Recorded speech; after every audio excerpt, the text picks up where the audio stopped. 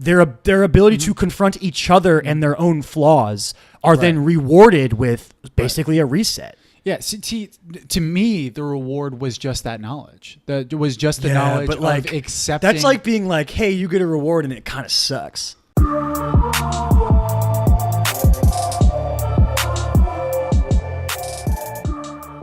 We in.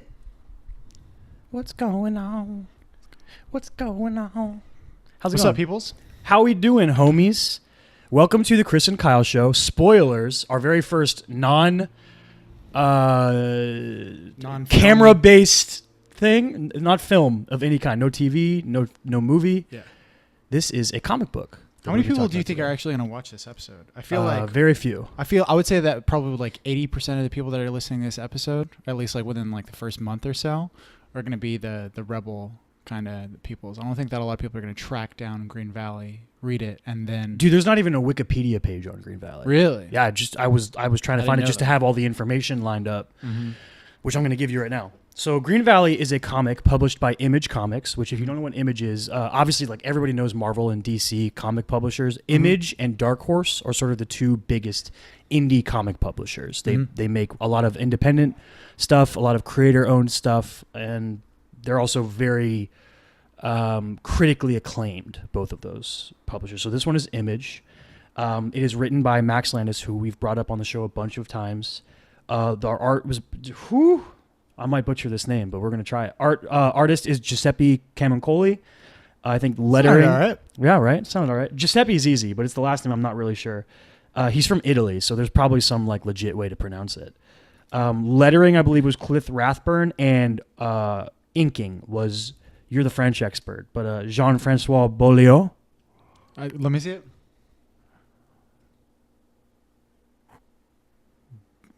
Beaulieu? Nailed it. Yeah. I'm a genius. This comic was nominated. So Jean-Francois was nominated for an Eisner Award. If you don't know what the Eisner Awards are, they're basically the Oscars of comic books. They give them away at San Diego Comic-Con every year. Jean-Francois Beaulieu, the ink, was nominated for an Eisner for this, and Max Landis was nominated for an Eisner for Best Writer for the year for the 2017 Eisners, because this book and Superman American Alien both came out this year. So he was nominated for Best Writer that year. That being said, I feel like we should talk about Max a little bit before we even get into it. Yeah, I felt like that's kind of what this was going to end up being. Like we were going to have to talk about. We've brought up Max Landis. The role of Max Landis. We've brought up Max Landis a few times during this show, and we obviously don't know him, right, or know anyone that knows him, and there are like tertiary accounts of what he's like as a person or things he may or may not have done that we don't know the truth about. And they've been more in like the last like year and a half or so. And he's greatly diminished his social media presence. He used to be very active on social media and very engaging with fans and stuff like that. And very, very like grandiose about his opinions on things. We're not going to address that stuff because we don't know what's true and what's not true. But who is Max Landis? But what we do know is that Max Landis is whether you like his stuff or not, you can't deny that he's a prolific writer. The dude's output is insane. He's written movies. I think the best and most known movie is probably Chronicle. He wrote Chronicle. He's written... A majority of people would also know his dad. Yeah, his dad, John Landis, director of the Blues Brothers, the Michael Jackson Thriller video. Yes. There's probably he was really big lots of in things the 80s. In the 80s. Yeah, he was a big 80s director until a tragic accident on the Twilight Zone, right? Yeah, an episode of the Twilight Zone he was directing. Well, I don't think it was an episode. I think it was for the Twilight Zone movie, but it's basically like the Twilight Zone movie split into like different segments. Yeah. But yeah, during his segment, there's a tragic accident on set. Yeah. So yeah, Max Landis' role in our lives, we've have both been big fans of Max Landis, and I think really appreciated his sort of openness as a writer. His openness, but I would say like most importantly his enthusiasm. Yeah, super enthusiastic. Oh my God. Max Landis is the type of person that like when you listen to hear him talk, like when you hear him talking about writing or movies or whatever, or just about stories in general, like you it makes you want to write more. Mm-hmm. And it's weird because that's how me and you feel. But a lot of people just hate him. Really, he's like if you go to certain corners of the internet, his name is like a calling, like putting up a sign to say, "Come hate me." Like, come talk shit to me. Like, he will just trigger this response out of people that I don't fully understand. Right. And I think it comes from a lot of different avenues. One, I think a lot of it is just jealousy. People see, like, they point to nepotism and they point to a lot of people just don't think he's as good as the amount of things he sells. Does that make sense? Right. So I was going to bring up a lot of his stuff that he's written hasn't been critically taken very well. Mm-hmm. And it's also like a really interesting thing to parallel, because I was talking about how open he used to be through social media and through the process of things. So he would be openly excited when he finished writing something. And he would talk about it when he sold something. He'd be excited, be like, "Oh, I sold something and I'm really excited, but I can't tell you what it is." And then throughout the process of filmmaking, he would talk about how excited he was when a director was hired on for one of his projects, or an actor or whatever. And then he would be equally open when something went in a direction that he didn't like. But because he's a screenwriter, he lost complete control of. So a great example is Frankenstein, right? Mm-hmm. When Frankenstein was sold and then Daniel Radcliffe and James McAvoy signed on, he was super excited for that movie. And then the direction the movie went, he basically disowned the film. He did a similar thing with Bright, and multiple projects. He's done that where he sort of, and it's not like a direct thing where he puts out a tweet and he goes, "I no longer support this project." He just stops talking about it.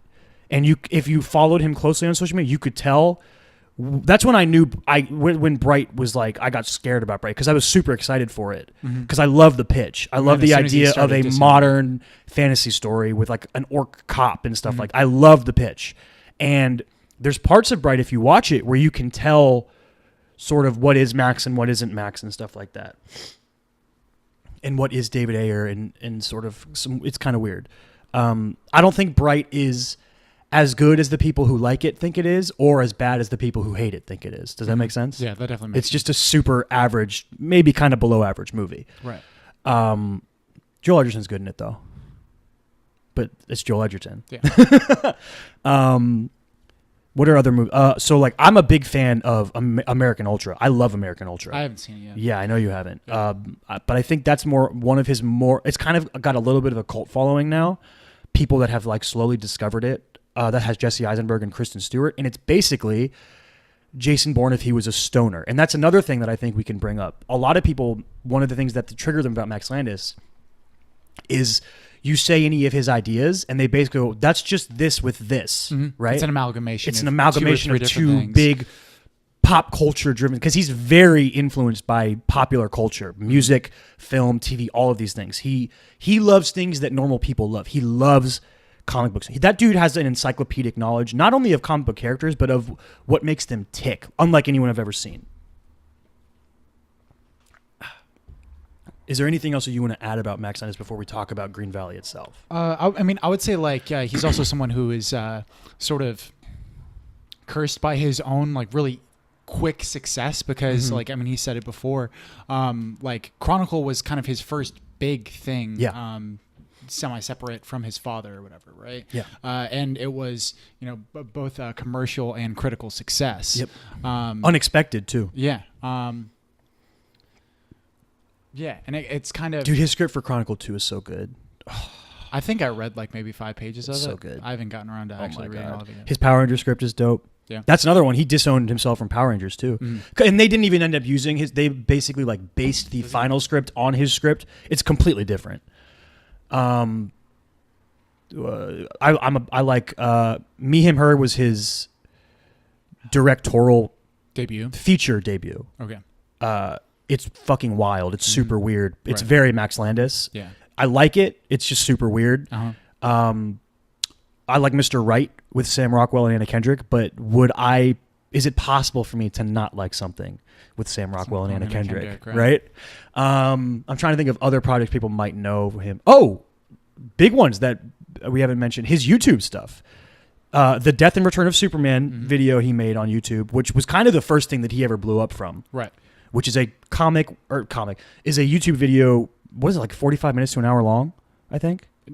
Is it that long? Or is it 30? No, his Death and Return of Superman pitch is 45 minutes. It's like 30 minutes, I think. Yeah. where he basically got his friends and made a super low budget reenactment. Yeah. And he's like an explanation of the story, the death and return of Superman, and how the death of Superman killed death in comics. And because he's like, a son of like a famous Hollywood director, like he's like kind of friends with people that you would know, that you would recognize. There's a dude from Critical Role in that. Isn't Foggy in it? Yeah. Eldon Henson is in it. Yeah. Taliesin Jaffe from Critical Role is in it. There's a lot of people in it. Elijah Wood's in it. Oh yeah. Yeah, Elijah Wood is Superboy. But it's like super goofy and parodying the story, and also like an insightful look at the comics and what it meant to the comic industry. And he did another one for wrestling called Wrestling Isn't Wrestling, like professional wrestling. The Slap. The Slap was one that blew up, which was kind of weird because it was like a lot of it was just people like, I just like to see Max Landis get slapped. Right. Yeah. Let's talk about this comic. Okay. So going into this comic, I sort of already knew, like from what you had said, that like there was going to be a twist. It was going to be a twist. That it was going to be like something that I couldn't really predict. And even after the first issue, so like after each issue of this comic, there's like big, letters from the fans or whatever. But like after the first issue, there's a letter from Max himself. And he talks about like the image that basically the inspiration, where it came from. Yeah. And then basically said, get ready. You don't know where this is going. Trust me, you're not going to know where this comes from. When you first read this, how much of a 180 was that for you? Huge. I had no idea what was coming. Okay. So let's bring people into what Green Valley is. Do you want to? So Green Valley starts, it's a 9-issue miniseries. The 9th issue is a double-size issue. It starts as what seems to be just like a fantasy story about a small group of knights who are these epic defenders of a kingdom, and this tragic event that befalls them at the end of the first issue. It's a spoiler episode, so we can say the knights' names are Bertwald, weird name, Ralphus, Gulliver, and Indrid. Bertwald, at the end of the first issue, his now fiance, they get engaged in the first issue, gets murdered. She gets burned in a raid from these barbarians who they humiliated. Castle. Their entire ransacked. city gets ransacked, and they're basically the only survivors by the end. But it's by this barbarian horde that they basically humiliated at the very beginning of the issue, in a fun sort of introduction to the characters. Really cool character introduction in the first issue of that. Super fun, just really badass. But also I think that Max just has a great talent for making characters sing quickly. Like he knows his characters, and he's very good at portraying who they are very quickly. I think that Max also just has a knack for making things fun. Yeah. And like he can balance that really well with an emotional connection. Yeah. It's not just guys swinging swords. You know what I mean? It's in the very first issue, their friendship sings very strongly in the first issue. Yeah, in the very first issue, and there's history between them. Yeah, there's history between them, and that this older knight who's kind of like the leading man in this comic is like sort of winding down. He's sort of like on the back nine of his knighthood, and he's kind of looking to settle down. So he settles down with this woman. I mean, they announce their marriage. They're partying and everything like that. It's lit, and it is the most like it just sucks you in. Yeah. I definitely was like really sucked into to her death, as well as just the ransacking of this entire castle. The art in this comic is fucking dope. Yeah, like it's really good. Yeah, like really good. that image of when he's like naked and holding her burned up body, and then the barbarian leader is like right there, and it's like it's so cool. So he also doesn't like there is something kind of fun about like a Captain America kind of villain where that's like very two-dimensional and just very the barbarian guy. Yeah, the barbarian. Well, yeah, and he's super two-dimensional, but he also has almost no impact on the story outside of what he incites. Right. He never comes back after the first issue. True. He's gone. He's just there to kill everything. Fun. Yeah, it's awesome. Yeah. He's just a one-note, just evil fuck. Yeah. And they like humiliate him early on in the issue, and then he's really scary. Yeah. Very imposing. I don't So I didn't predict what was going to happen. If you somehow predicted what happened, I'd be like, you've seen it before. So somebody told you. So in the first issue, like in the first like couple pages, the first thing that I thought of was like, is this going to be like a Jumanji situation? I was like, is this going to be because I was thinking of you while I was reading it, I was like, is this going to be some type of like future D&D kind of thing where like all of these people are kind of like hacking into a matrix and playing together or something like that? Nope. Although wasn't that, but the artist does have a letter after the second issue where he talks about how D&D was a big inspiration for him. Yeah, exactly. And you can tell that it's just very D&D inspired. Like that first, like when they're coming, which is weird because Max is on record as saying he doesn't think he would like D&D because he doesn't think he could relinquish power over a story, which I think is interesting. Right. I knew that there was going to be some kind of crazy amalgamation of something.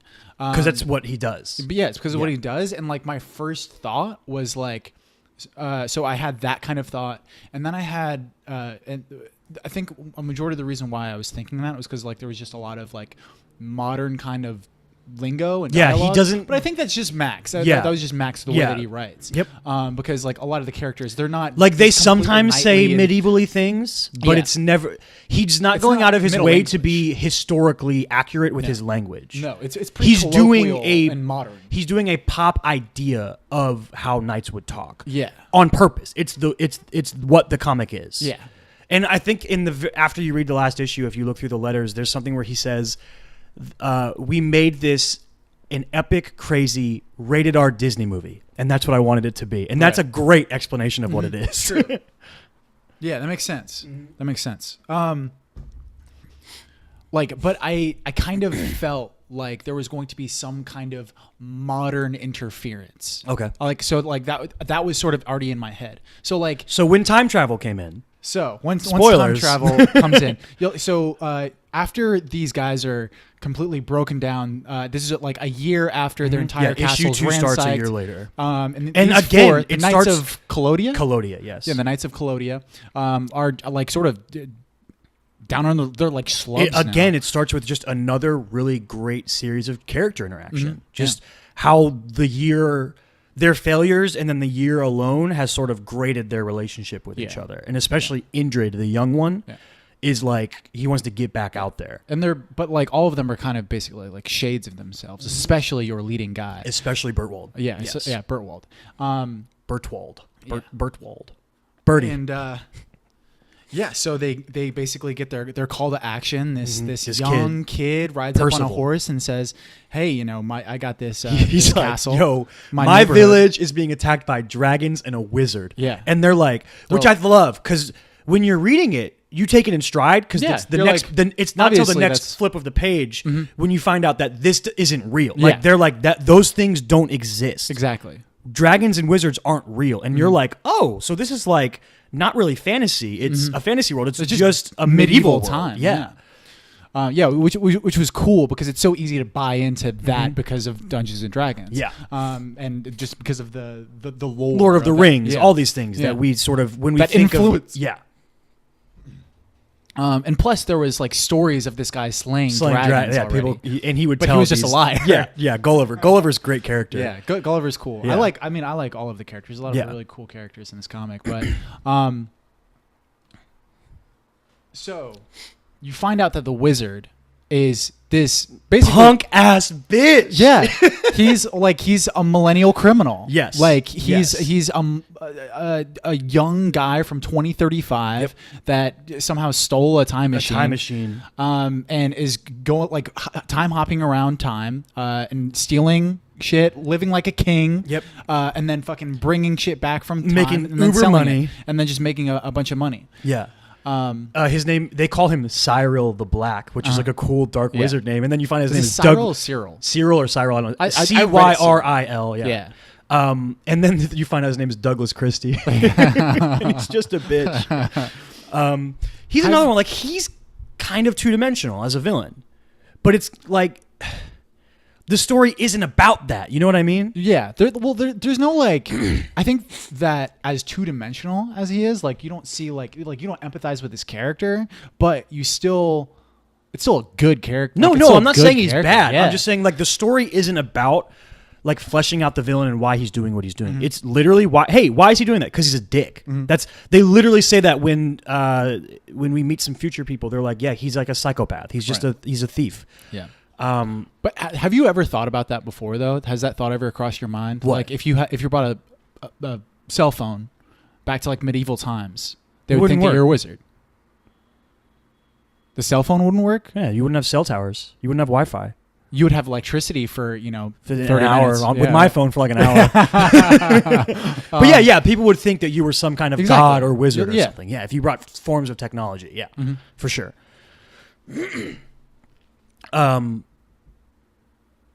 So let's talk about this image. So you mentioned the letters. One of the things Max mentions in one of the letters is that this whole story came out from an image he thought of. And he basically was like, thought of it and was like, that has to exist. And he looked all over the internet trying to find it. Right. And he was like, oh, it's not there. I can't find it. Yeah. Is this an actual thing that I thought of that doesn't exist? And then it's in issue 8, and I don't know if you know which one it is. No, I don't. The image is Gulliver riding his horse with his lance attacking the T-Rex. Oh. That's the image that inspired him. Which is like, it seems like... I was wondering what the image was. In the context of the story, it seems kind of mundane, right? You're like... It's just a cool moment in the story. But that is what sparked everything. Well, it's really important for Gulliver's character. Oh, yeah, it's huge. It's a huge character moment for Gulliver. Yeah. But, like, in terms of what's happening at that point, it's not the craziest thing going on. Oh, no. Right? So, like, the fact that image sparked what became Green Valley is so interesting to me. Right. And, like, that isn't even, like, the character that we link to the most. He created a whole different thing. It's very cool. Yeah, definitely. I didn't know what the image was. Yeah. I thought it might have been like the barbarian. I thought it was at first, but then he says in one of the letters to fans, he's like, it's in issue 8. Oh, okay. It was, yeah, because the way the letter is written, it makes it seem like it was in issue 1. Right. Yeah, it was kind of weird. Because that was the last image of issue 1. Exactly. And then you read that letter. Yeah. Yeah, that barbarian reminded me a lot of fucking what is it, Twin Blade from Fable. Oh, okay. He's like one of the bosses in Fable. You are a big Fable 1 fan. You know Fable much better than I do. You've played Fable several times. Yeah, dude. So, I mean, we've basically just been recapping the story. Basically, what ends up happening is, the knights. Well, Indrid dies in like issue 2 or 3. Yeah. He gets blasted with lightning by Cyril the Black or Cyril the Black. And basically we find out he has like some kind of pad that he can do weird shit. He's got technology. Yeah. He also has a gun. Basically through the events of trying to stop this dude, we find out that he is a danger to the entire universe because if he jumps one more time, his ship is broken. He's been collecting metal. If he can fix the ship and jump one more time, there's a good chance that all of time will just rip apart. And there's these like time cops from the future basically. And during a confrontation with the villain, Bertwald gets brought to the future. Yeah. And I love that scene. I love the balance of them trying to explain time travel and technology to this dude. Yeah. And I love that he's like smart enough to pick up on it. Right. He like figures it out in his own way. Like you could go back to like 99% of people from the medieval era and pull them into the future and try to do that in the time frame they had, what was probably accumulated like 3 minutes. Yeah. No one would figure it out. It's like impossible to comprehend. Most people would just go nuts. But he's like a smart enough dude that he's like, he can contextualize it and make his own reasoning of it and be like, okay, I realize what needs to happen. And not only that, but he realizes the opportunity that he has selfishly, which I think is another great moment in the story when at the final confrontation with the villain, it is Bertwald, his best friend Ralphus, who is like his second in charge. They used to be rivals, and Ralphus joined him. And there's this moment where Bertwald traps Ralphus outside the room so that he can make Christie bring him back in time to save Amalia and save their kingdom, even though he knows that doing so could destroy all of time. So he makes the selfish decision in that moment. And then we find out later on that the reason he told Gulliver and Ralphus everything, the truth, was because he needed them to stop him. And even though they kind of fail at stopping him because he's the best, like he's the GOAT knight. Yeah. He's the best knight ever. Through happenstance, sort of what happens, Ralphus gets sent back in time. And again, even though he fails to do anything in the moment before, he gets, because the way time travel rules work in this story is he gets ripped back to his own time, like against his will. His arrival is enough to trigger an entire change of the timeline and what happened. Mm-hmm. So, what are things you didn't like? Okay, like the more I think about it, the less I'm bothered by it. But like there is like I can understand, and this is like kind of goes along with like the sort of logic thing, like Logic the rapper. Yeah. How people will kind of say like they can perceive his creativity as fleeting, because like he kind of will fall back on certain crutches or whatever, right? So like. He says Beretta a lot. Yeah. Villain is villainous or whatever. Yeah. But and Max kind of has that with the sort of like amalgamation of two things. You know, like he's like, oh, well, I could just take this and this. So like a lot of his work ends up just kind of being the product of that kind of exercise. But like I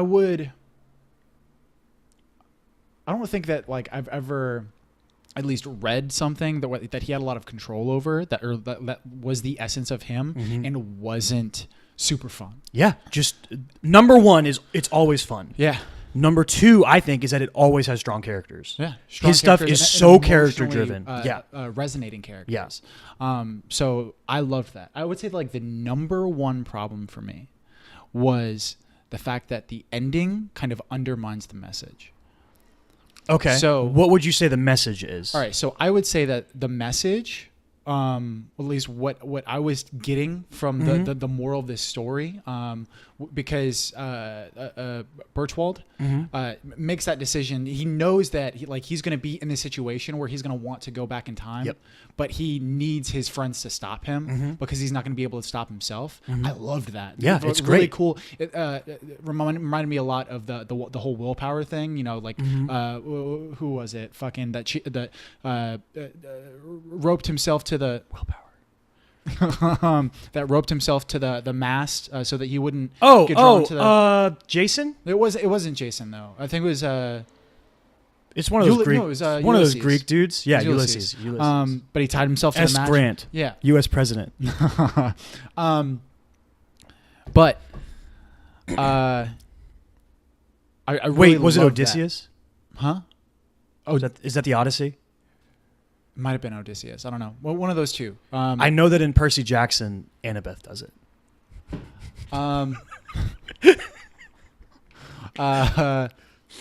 So, I fucking lost track here. You're telling me the moral of the story. Okay, so the moral of the story, I thought that when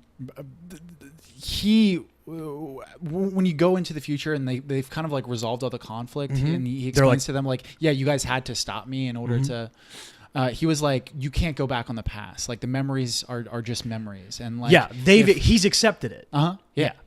And then like you find out like a few pages on. See, I think I super disagree with you about this, Really? because I think that the moment you're talking about, when he tells them, when he says the past, like you have to keep the past in the past and you have to find a way to move on, which I think is what the story is about. I think the story is about them finding themselves again, recovering from this horrible tragedy, right? Okay. And finding it in each other. Right. And then great character work of what you're talking about with this moment of Bertwald realizing that he needs Ralphus and Gulliver to stop him from making the selfish decision.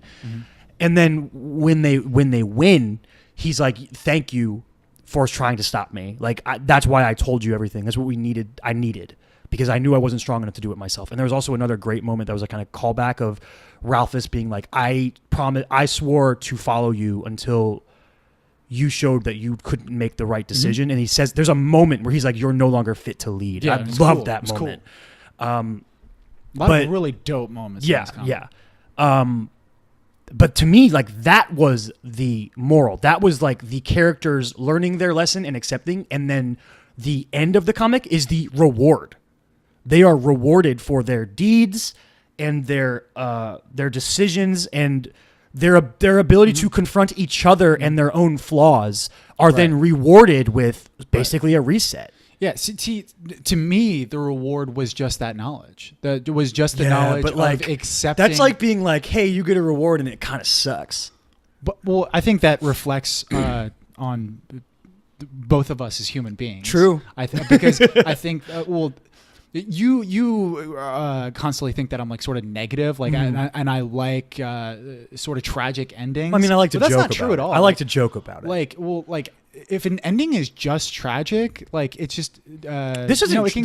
If it ended right there, it wouldn't have been a tragic ending. No, the thing is, I like bittersweet endings. I like endings that can make me feel two conflicting things. You know what I mean? And like I think that there is a value in having endings like that in our stories. I think that, you know, especially if you've gone through something tragic, if you've lost a loved one, right? Like, and even just thinking about, like me losing Kate, like the fucking every time I read a story and someone loses a loved one, that's that's where my mind instantly goes, you know. So like I completely was with Birchwald when he made that decision to go back in time. Yeah. Oh yeah. And I was like, I think most people are like, I get it. Even if you're like, obviously you can't know whether or not you would make that decision, right? But I think anyone reading that story would be like, I get it. I totally get what he's doing. Yeah. You can empathize with the decision. And I don't think that I could have made a different decision. Yeah. But there was like such that message, that like simple message, that like wasn't very, it's not very profound, but I don't think that, well, I mean, it's not very original, I would say, but like its profoundness, isn't robbed by its unoriginality. Like just because it's been said before doesn't make it any less important of a message. Listen, man, and if people listen to what you're saying right now, Avengers Endgame won't happen. So I have to discredit you. But I mean, I really like that message, and I felt like I was like kind of robbed of just like that bittersweet ending. I would have really enjoyed that. I would have been down for that ending, and I like the ending they use. I think both would work and do work. Right. Yeah. What are your so we've obviously talked about how like the characters are the favorite. Do you have any like favorite moments that we haven't talked about yet? Man,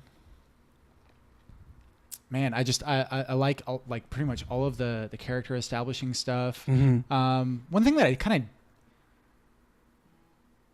no, I mean that kind of like as I'm thinking through it, I'm like, no, they kind of tied that off well. No, I think we kind of addressed it. Do you have any? I think just like each character has their sort of. I love that each character gets their moment, right? Like Gulliver gets the moment where he becomes the Dragon Slayer, and it's great. Yeah, and that's after like the first. And we keep saying dragon. They're dinosaurs. It's dinosaurs, not dragons. Dinosaurs brought from the past to the medieval times. The wizard, this millennial douchebag from 2035, like is basically just bringing in raptors and a that he has like T-Rex. Brain chips on or something. Yeah. Like it's crazy. But yeah, that's like after when they fight the raptors and he basically just panics and Bertwald has to save him.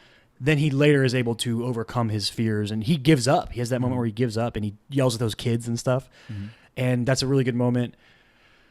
I think we basically talked about. I would say like one of my favorite things. Like I don't know what it was about this about the call to action. It was just so like by the book, by the numbers, but like for some reason the lead up to it, I just bought in so hard. Do you mean when they were living in like the ruined remains of the kingdom? Not just that. Well, like that part of the story you're talking about? Leading up to that, and obviously like everything leading up to that helped. Issue 1, basically. Yeah. Issue 1 like helped us. We knew the characters. We knew the characters, and they resonated with us more, and that made the call to action even better, right? But this kid saying that there's a wizard with dragons and shit, right? And then we get to like that when there's that the very end of the issue you're talking about? No, I'm like when you see Green Valley for the first time and there's all that lightning. Yeah, that's the end of the issue. And they show that like that hole in the sky. Yeah. I loved that cool. moment. Yeah. Because they've made us believe that it's impossible, right? And then they get there and you see that there's crazy shit happening. Yeah. And you're like, what is there actually? When I first read it, I was like, oh, there must actually be a wizard. Right. Like, that's what I thought when I first read it. Yeah. It's not a wizard. It's a time-traveling douche. It's way less cool than a wizard. Yeah. We got to wrap this quick. I feel like we're going to run out of space soon. Yeah. I would definitely recommend checking this out. I would also recommend American Alien if people haven't read that. His other comic, his Superman comic he wrote. Yeah. Another Max project I didn't mention. Dirk Gently's a good show. Anything else that you want to add before we wrap it? No, dog. It was good. It was a good comic. Yeah. I'm glad we read it. Good. We should do more stuff like more this. comic stuff. Yeah. Yeah. Cool. This has been the Chris and Kyle Show. He's Chris. I'm Kyle. ChrisMichaelStott.com. Check out Chris's scripts. Chris Michael Stott on Instagram. Find me Davinwell25. Twitter and Instagram.